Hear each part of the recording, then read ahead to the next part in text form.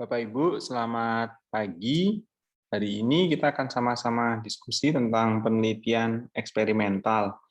Nama saya Dr. Pinson, saya sehari-hari bekerja di Yogyakarta. Pada prinsipnya, penelitian itu ada dua bagian besar, yaitu eksperimental dan observasional. Ketika kita melakukan suatu intervensi atau melakukan perlakuan pada subjek penelitian kita, maka studi kita disebut sebagai studi eksperimental. Tetapi apabila kita hanya melakukan pengamatan atau hanya melakukan observasi, tanpa memberikan perlakuan apapun pada subjek kita, maka penelitian kita disebut sebagai penelitian observasional. Nah, hari ini selama kurang lebih 30-40 menit ke depan, kita akan sama-sama diskusi tentang penelitian eksperimental, terutama yang di bidang Bapak Ibu di organisasi pelayanan kesehatan atau di rumah sakit.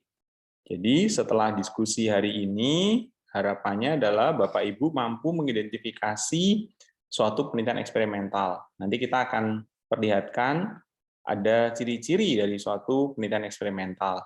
Lalu tujuan pembelajaran yang kedua adalah setelah diskusi hari ini, Bapak Ibu mampu menyebutkan syarat penelitian eksperimental yang baik. Jadi tidak semua penelitian eksperimental itu baik. Ada syarat-syarat validitasnya. Nah, kita akan melihat apa sih syarat penelitian eksperimental yang baik. Kalau bicara suatu penelitian eksperimental, maka hierarki tertinggi dalam penelitian eksperimental adalah randomized control trial. Nah, setelah diskusi hari ini, Bapak Ibu juga diharapkan mampu mengidentifikasi ciri dari suatu RCT.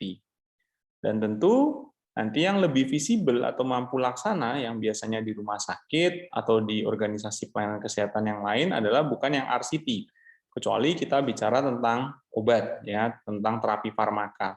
Kalau perlakuannya lain, bukan obat, sehingga yang biasanya masih bisa kita kerjakan adalah yang sifatnya kuasi eksperimental. Nanti kita akan sampai juga diskusinya ke sana. Nah, kalau Bapak Ibu cermati, maka penelitian itu ada yang disebut dengan deskriptif, ada yang disebut analitik. Penelitian analitik adalah ketika kita mencari hubungan yang sifatnya kausatif, ya, antara minimal dua variabel. Ya, ada nggak hubungan yang sifatnya sebab akibat atau kausatif? Kalau si peneliti melakukan intervensi atau memberi perlakuan, maka kita menyebutnya sebagai studi eksperimental. Tetapi kalau si peneliti hanya melakukan pengamatan tanpa memberikan intervensi apapun, maka kita sebut sebagai studi observasional. Nah, ini yang Bapak Ibu saya yakin sudah sangat paham. Untuk studi observasional ada 3, penelitian yang sifatnya kohort, kasus kontrol, dan juga potong lintang. Yang kita akan diskusikan banyak hari ini adalah yang studi eksperimental. Nanti studi eksperimental itu bisa saja ada kelompok pembanding atau tanpa kelompok pembanding. Kalau yang tanpa kelompok pembanding biasanya nanti berarti dia akan dibandingkan dengan dirinya sendiri dengan pengukuran yang berbeda waktu. Ya, yang saya yakin Bapak Ibu sudah sangat sering mendengar ini atau bahkan sudah pernah mengerjakan adalah yang kita sebut sebagai pretest and post-test design. Untuk pretest and post-test design, kita tidak punya kelompok pembanding. Jadi, dia dibandingkan antar dirinya sendiri, antara sebelum dan sesudah perlakuan. Nah, ini yang kita sebut sebagai uncontrolled trials. Artinya apa? Suatu penelitian eksperimental tanpa kelompok pembanding. Kalau dia ada kelompok pembandingnya, maka kita sebut sebagai control trials. Ya. Nah, kalau dengan control trials, maka kita akan melihat apakah alokasi perlakuan antara minimal 2 kelompok tadi dilakukan secara acak atau dilakukan suatu proses randomisasi atau tidak. Kalau dia dilakukan suatu proses randomisasi, maka kita sebut sebagai RCT, Randomized Control Trial. Dari namanya saja, saya yakin Bapak Ibu sudah sangat familiar, ada kelompok pembanding, kontrol, dan alokasi antara kelompok pembanding dan kelompok perlakuan itu dilakukan secara random atau secara acak. Nah, ada yang dia sifatnya non-randomized, artinya apa? Alokasi perlakuannya tidak dilakukan secara acak. Nah, maka kita sebut sebagai non-randomized control trial. Sehingga kalau ini suatu proses RCT, maka kita sebut sebagai eksperimen murni, sementara kalau tanpa proses randomisasi, kita sebut sebagai eksperimental semu. Jadi, eksperimental murni atau true eksperimen itu memiliki sifat validitas internal yang tinggi. Kenapa? Karena dia jelas menguji suatu hipotesis, dan kita melakukan pengendalian terhadap faktor-faktor perancu yang potensial dengan cara melakukan proses randomisasi. Dengan proses randomisasi, maka si peneliti berharap bahwa faktor perancu di antara minimal dua kelompok tadi akan terbagi rata. Ada syarat lain yang juga akan meningkatkan validasi adalah ketika pengukuran daripada outcome dan alokasi perlakuan itu dilakukan secara blind. Dengan demikian, baik si penilai maupun juga partisipan yang terlibat dalam uji klinik tadi, misalnya sama-sama tidak mengetahui alokasi dari perlakuannya. Dengan demikian, validitas internalnya akan sangat tinggi. Nah, ketika dia ada kelompok pembanding, maka seluruh hal, termasuk alokasi perlakuan, hal-hal yang lain, itu benar-benar dikendalikan oleh peneliti. Sehingga penelitian dengan true eksperimen dalam hal ini RCT memiliki validitas internal yang sangat tinggi. Sebaliknya, kalau ini suatu kuasi eksperimental, kita tidak memiliki kelompok pembanding yang dilakukan alokasi perlakuan secara acak. Ya, jadi maka kita sebut sebagai kelompok pembanding yang non-ekivalen. Kelompok pembanding yang non-ekivalen tadi bisa saja sih suatu kelompok yang sudah ada. Ambil contoh kalau di rumah sakit misalnya, kelompok yang memang tidak diberi perlakuan bukan karena dia ada proses pengacakan, tetapi memang penelitian kita hanya dialokasikan pada satu atau dua bangsal misalnya. Maka bangsal yang lain itu bisa saja sebagai kelompok pembanding. Atau dilakukan pada beberapa bangsal, tetapi proses penunjukan bangsalnya itu tidak dilakukan secara acak, tapi ditentukan oleh peneliti. Misalnya bangsal A dan B akan menjalani misalnya proses case management system, sementara bangsal C dan D itu tidak dilakukan case management system. Nah, artinya perlakuan case management system adalah perlakuan atau eksperimen.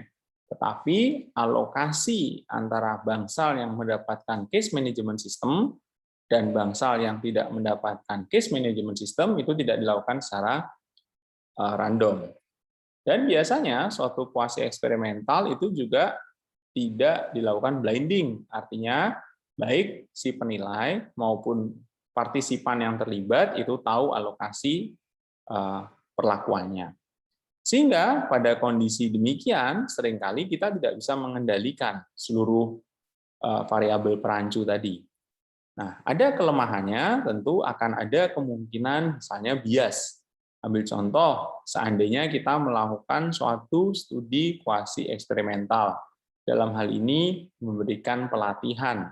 Ada dua kelompok SDM di rumah sakit kita, yang satu kita beri perlakuan, yang satu tidak. Yang perlakuannya adalah dalam bentuk pelatihan misalnya. Ada kemungkinan yang disebut dengan kontaminasi. Artinya apa? Ketika dua kelompok tadi secara tidak sengaja bertemu, misalnya bertemu di kantin atau bertemu di kesempatan lain, bisa saja yang mendapat perlakuan menceritakan hasil pelatihannya kepada yang tidak mendapatkan perlakuan. Dengan demikian, yang tidak mendapatkan perlakuan itu bisa saja memiliki pengetahuan yang hampir sama dengan yang mendapatkan perlakuan. Nah, tetapi walaupun validitas internalnya tidak sebaik daripada RCT, tetapi biasanya ini lebih visible, artinya lebih mampu laksana, terutama bagi bidang Bapak Ibu. Jadi nanti akan ada 3 ya, suatu studi yang kita sebut sebagai pra-eksperimen. Tentu di sini tidak ada randomisasi, ya. Kemudian biasanya sih si peneliti itu tidak melakukan manipulasi yang sangat banyak terhadap variabel-variabel perancunya, Dan tentu dia tidak akan mengendalikan sepenuh-penuhnya variabel-variabel perancu tadi. Ya. Lalu ada yang kita sebut sebagai kuasi eksperimental. Nah, kalau di kuasi eksperimental, maka validitasnya itu cenderung ada di tingkat moderate, di mana sudah bisa dikendalikan, tetapi tidak sepenuhnya oleh si peneliti. Ya, sehingga di sini bisa saja sih ada suatu kondisi pretest misalnya yang tadi kami sebutkan, dan suatu metode yang saya yakin kita semua sangat kenal baik, yaitu pretest and post-test design atau after and before study. Jadi, ambil contoh, Bapak Ibu melakukan suatu intervensi untuk meningkatkan pengetahuan atau meningkatkan keterampilan atau meningkatkan sikap dari suatu populasi, maka Bapak Ibu bisa mengukur tingkat pengetahuan sebelum Bapak Ibu memberikan perlakuan. Setelah Bapak Ibu memberikan perlakuan, dalam hal ini suatu pelatihan misalnya, Bapak Ibu lalu melakukan suatu post-test. Lalu Bapak Ibu melihat dampaknya. Nah, pada kuasi eksperimental tipe pretest and post-test, maka kita akan tidak punya kelompok pembanding. Kelompok pembandingnya adalah dirinya sendiri, yang diukur minimal 2 kali, sebelum dan sesudah.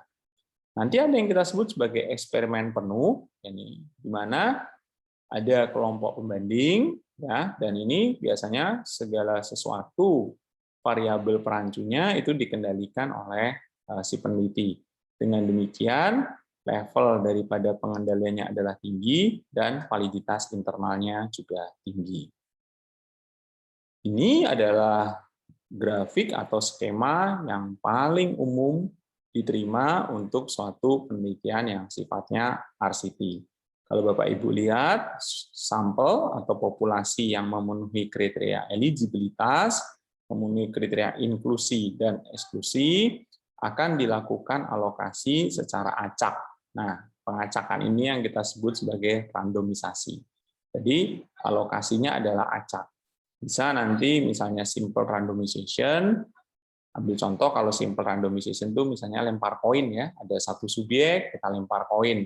Kalau dia mendapat koinnya itu angka, maka dia akan mendapat misalnya perlakuan. Tapi kalau koinnya itu adalah gambar, maka dia akan sebagai kelompok kontrol. Tetapi itu kan akan sangat susah terjadi ya, misalnya kita melempar koin 20, akan terbagi angka 10, gambar 10 kan tidak mungkin, atau sangat jarang terjadi. Seringkali kalau simple randomization kita akan mendapatkan kelompok yang timpang. Misalnya 20 Bapak Ibu melempar koin, mungkin bisa saja sih 18 kali muncul gambar dan hanya 2 kali yang muncul angka. Sehingga sekarang biasanya kita menggunakan yang disebut dengan computerized block randomization. Dengan program OpenAPI itu yang sangat simpel, dalam waktu singkat Bapak Ibu bisa langsung mendapatkan tabel atau angka random yang Bapak Ibu bisa pakai. Nah, kalau nanti randomisasi ini terjadi, maka minimal akan ada 2 kelompok kan, kelompok yang mendapatkan perlakuan dan kelompok yang tidak mendapatkan perlakuan atau mendapatkan perlakuan standar. Mohon izin, saya akan banyak memberi contoh di beberapa slide pertama, itu misalnya obat, karena biasanya itu yang lebih mudah untuk kita pahami bersama. Ambil contoh, seorang peneliti ingin menguji suatu obat baru, ya, untuk nyeri, ambil contoh seperti itu. Maka dia akan memberikan pada kelompok perlakuan obat baru tersebut, lalu setelah perjalanan waktu dia akan mengukur luarannya, dalam hal ini misalnya pengurangan nyeri. Lalu di sisi lain dia akan membandingkan dengan pengobatan standar, ya artinya obat nyeri yang selama ini sudah diterima. Lalu juga akan diukur pengurangan nyerinya.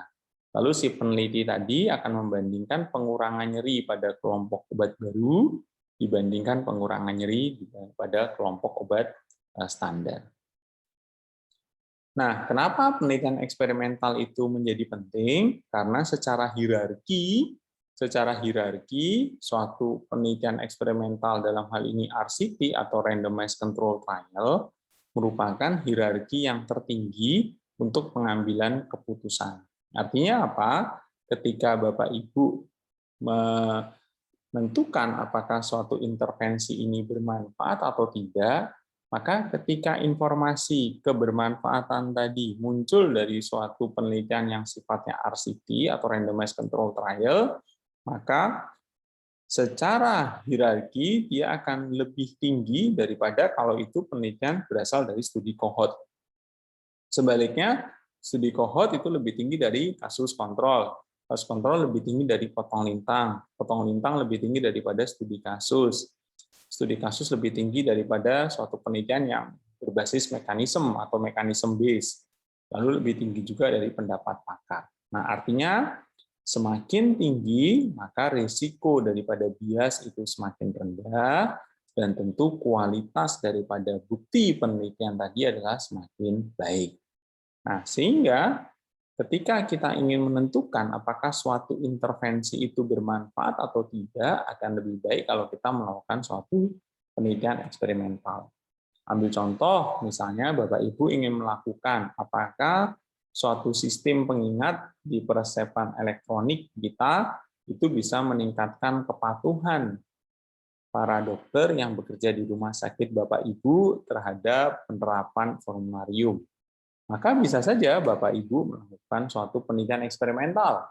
Kalau Bapak Ibu tidak mengalokasikan, maka bisa saja sebagai suatu kuasi. Artinya Bapak Ibu mengukur tingkat kepatuhan dokter-dokter yang tadi Bapak Ibu bekerja di rumah sakit Bapak Ibu sebelum pemberlakuan suatu clinical reminder, lalu Bapak Ibu menerapkan clinical reminder system, lalu Bapak Ibu mengukur lagi tingkat kepatuhannya sesudah ada clinical reminder system. Atau bisa juga perlakuannya misalnya dalam bentuk intervensi untuk meningkatkan kepatuhan cuci tangan pada petugas kesehatan. Maka bisa saja itu after dan before. Atau Bapak Ibu membagi menjadi 2 kelompok. Lalu Bapak Ibu memberikan pelatihan tertentu. Nah, ini yang barusan kami kerjakan, ya memang ini suatu RCT ya, suatu randomized control trial, memang lebih kepada obat. Ini nama suatu obat untuk mengukur outcome pada pasien yang mengalami suatu stroke iskemik akut. Nah, jadi perlakuan antara yang mendapatkan tambahan obat ini dibandingkan dengan yang hanya mendapatkan obat standar, dan memang kemudian perlakuannya adalah dilakukan secara randomized. Jadi kata-kata randomized control trial itu sebenarnya mengacu pada ada suatu uji di mana ada kelompok pembanding atau ada kelompok kontrol, dan alokasi antara kelompok yang mendapatkan pembanding dan lalu yang mendapatkan uji itu adalah dilakukan secara random. Jadi random allocation. Jadi kalau ditanya apa ciri khas dari RCT, maka jelas. Pertama, ada kelompok pembanding, minimal 1. Boleh nggak kelompok pembandingnya lebih dari 1? Sangat boleh. Ambil contoh misalnya kalau kita bicara tentang berbagai dosis obat. Ya, dia diberikan beberapa dosis, itu bisa saja sih kelompok pembandingnya tidak hanya 1, tapi beberapa. Lalu yang penting juga adalah bahwa alokasi perlakuan tadi dilakukan dengan proses randomisasi. Nah, jadi kita tadi sudah sedikit banyak bercerita bahwa penelitian epidemiologi itu ada 2, yaitu studi eksperimental dan studi observasional. Untuk menunjukkan suatu hubungan yang sebab akibat, maka studi eksperimental itu lebih unggul. Kenapa? Karena si peneliti mengendalikan variabel prediktor, variabel efek, dan yang penting mengendalikan perancu. Semuanya dia kendalikan. Kapan minum obatnya, kalau ini bicara tentang obat, dia yang atur. Ya. Kemudian mengukurnya bagaimana, dia yang kendalikan. Faktor-faktor perancu yang lain atau adanya kointervensi yang lain, dia juga kendalikan. Nah, kalau kita bicara suatu penelitian eksperimental, terutama uji klinik randomisasi atau randomized control trial, adalah dasar utama pengambilan keputusan terkait terapi. Jadi kalau ini bicara tentang suatu terapi, suatu tindakan pengobatan, maka RCT merupakan on top daripada hierarki tadi. Sehingga ini tadi ya, kita ulang sedikit, penelitian eksperimental itu ada yang disebut sebagai eksperimen benar atau true eksperimental, di mana ada kelompok pembanding dan alokasinya adalah dengan proses randomisasi. Kalau ditanya apa sih berarti beda antara true eksperimen dan quasi, lalu pre, maka biasanya adalah adanya randomisasi. Jadi eksperimen murni itu menjalani randomisasi. Jadi RCT itu adalah eksperimen murni. Tapi kalau dia tanpa proses randomisasi, maka kita menyebutnya sebagai kuasi eksperimental. Nah, nanti ada yang kita sebut sebagai pra-eksperimen, di mana umumnya tanpa kelompok pembanding.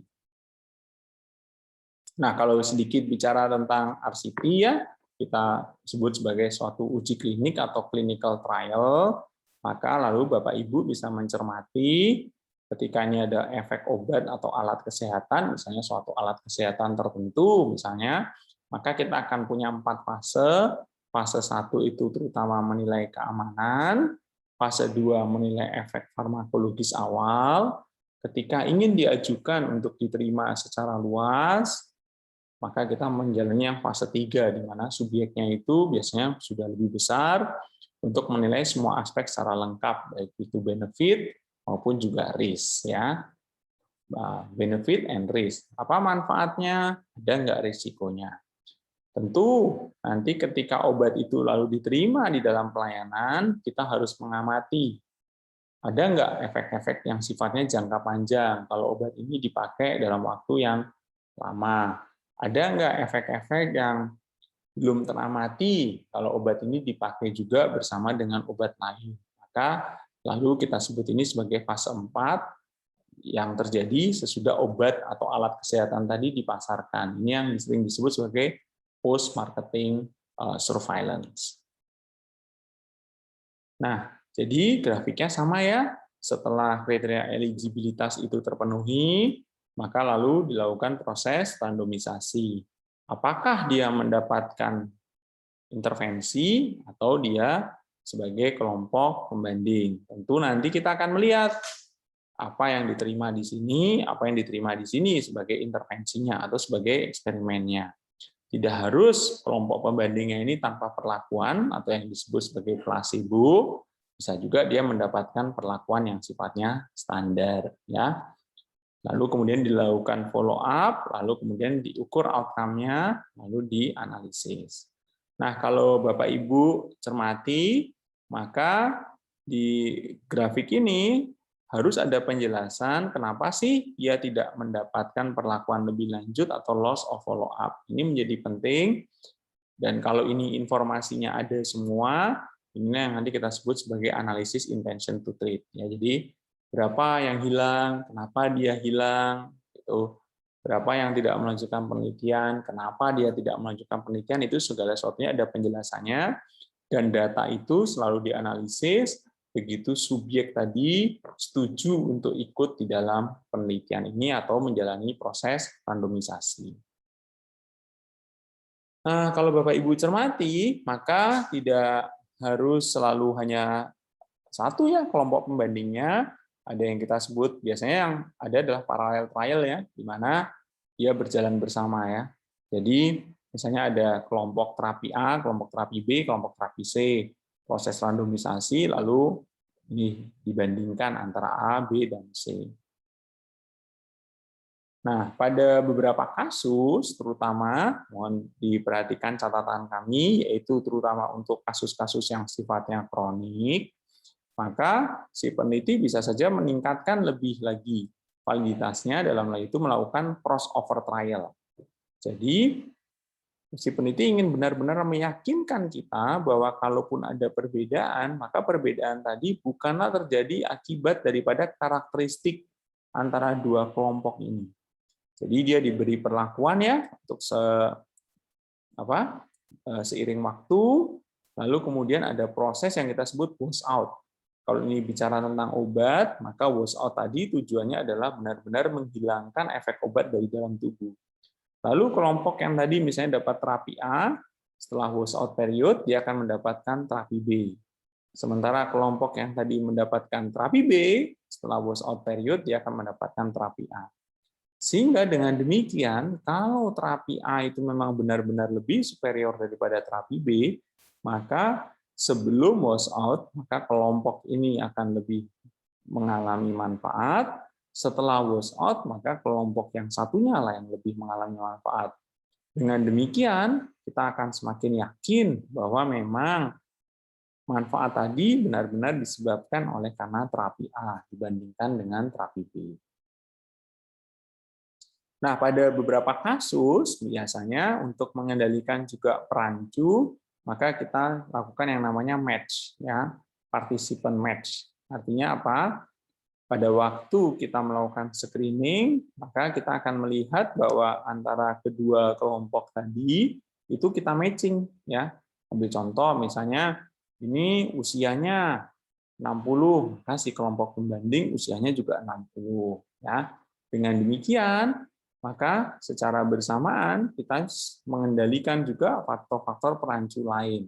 Dengan demikian karakteristik daripada subjek itu bisa benar-benar kita kendalikan. Misalnya jenis kelaminnya di sini dapat laki-laki, maka yang di sini juga laki-laki. Dengan demikian faktor perancu dalam hal ini jenis kelamin bisa benar-benar dikendalikan oleh peneliti. Kalau si peneliti itu sudah mendapatkan obat sebelumnya, maka kita bisa saja melakukan yang namanya withdrawal trial. Dengan withdrawal trial, maka kita berharap bahwa efek daripada obat yang sebelumnya tadi sudah benar-benar hilang.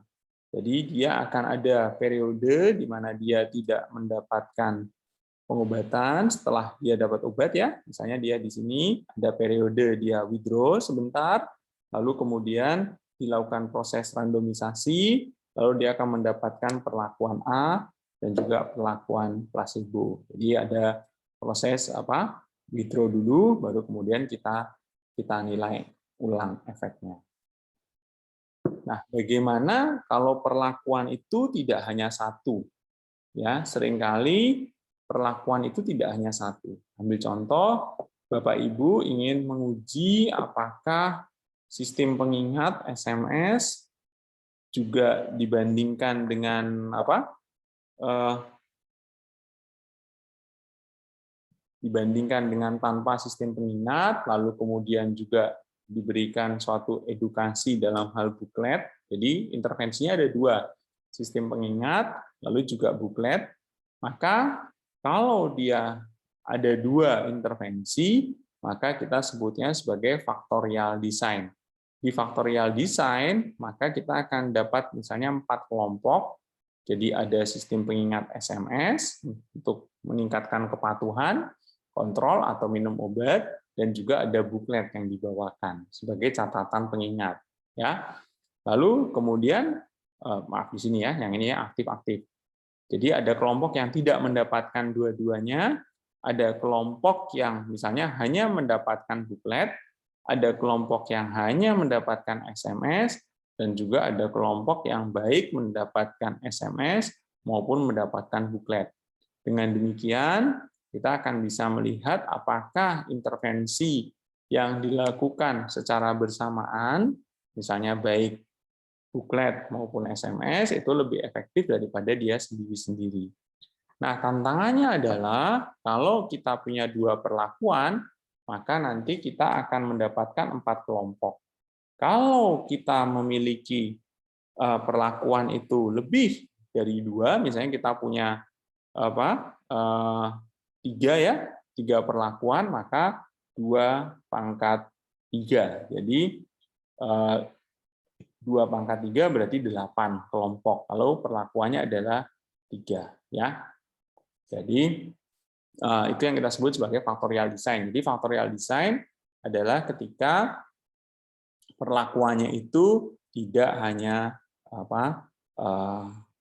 satu, tidak hanya 2. Jadi ada 2 atau lebih, itu kita sebut sebagai factorial design.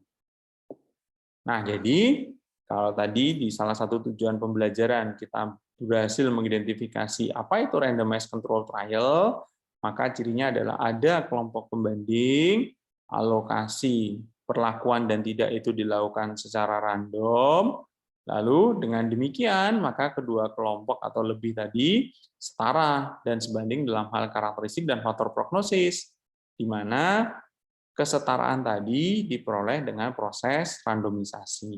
dengan suatu proses randomisasi yang baik, maka harapannya faktor-faktor perancu tadi akan terbagi sama antara keduanya. Kalau dicermati, maka kalau ini proses randomisasinya baik, maka kita juga harus adil dalam hal ini, yaitu setara juga dalam perlakuan.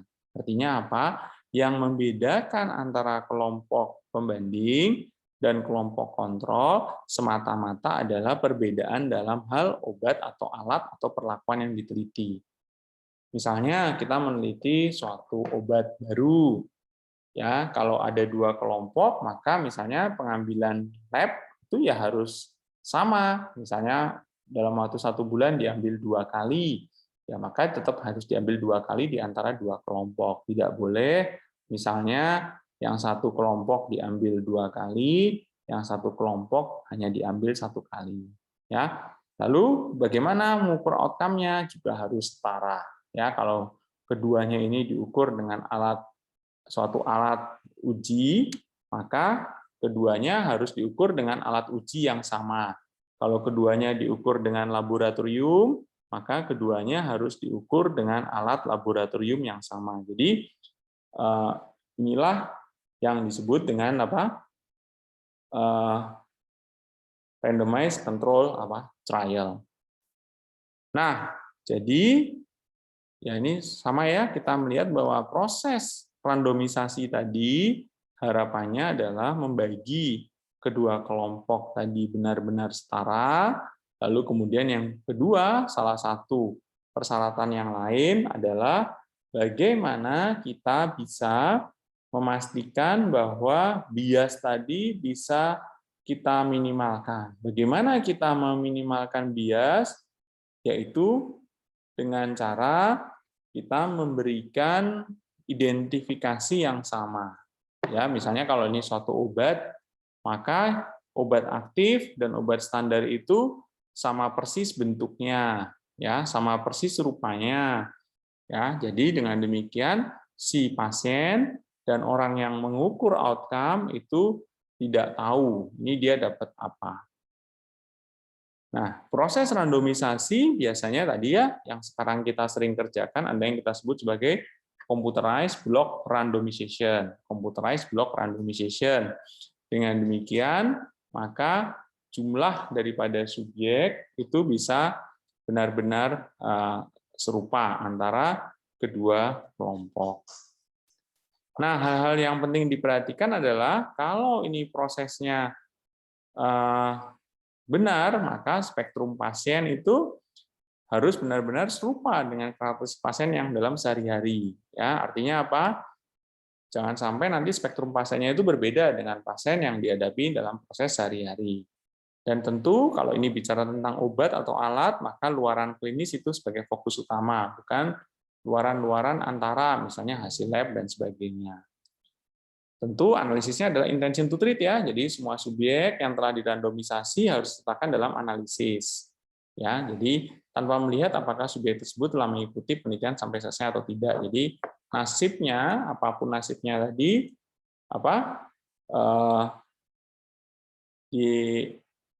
di analisis. Jadi kalau dia misalnya loss of follow up atau dia mengalami efek samping, itu dia dilakukan analisis.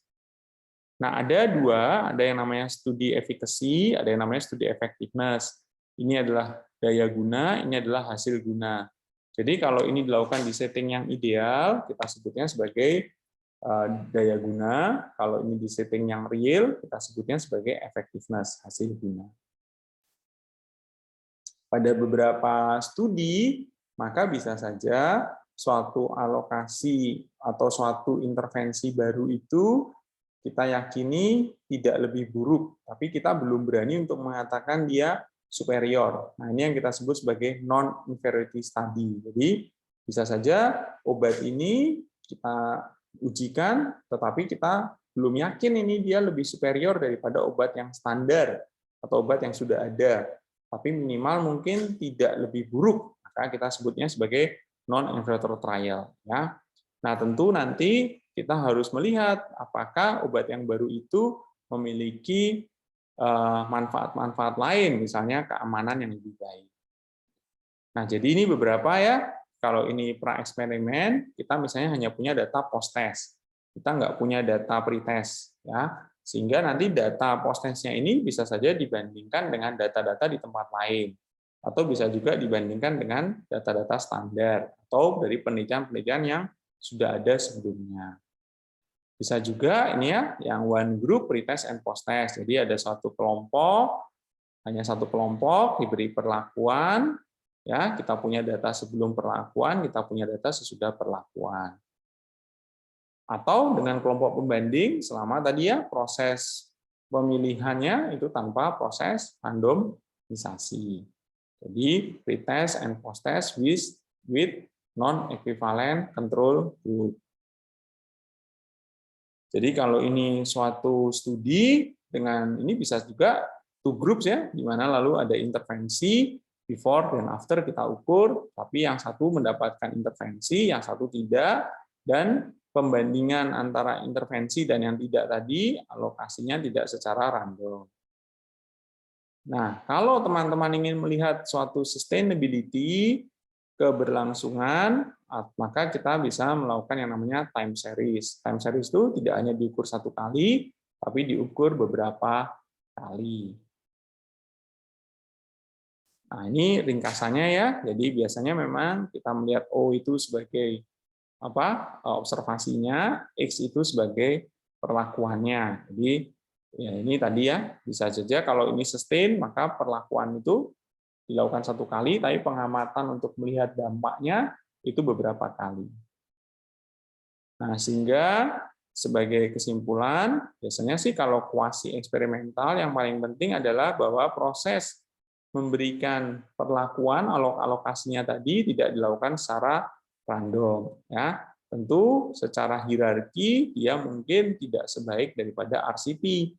Tetapi inilah yang mungkin akan lebih can be used in the real world setting. Ya, kalau Bapak Ibu misalnya mau menguji suatu sistem informasi baru atau mau menguji misalnya suatu perlakuan baru di rumah sakit yang sifatnya pelayanan, mungkin akan sangat susah melakukan suatu RCT.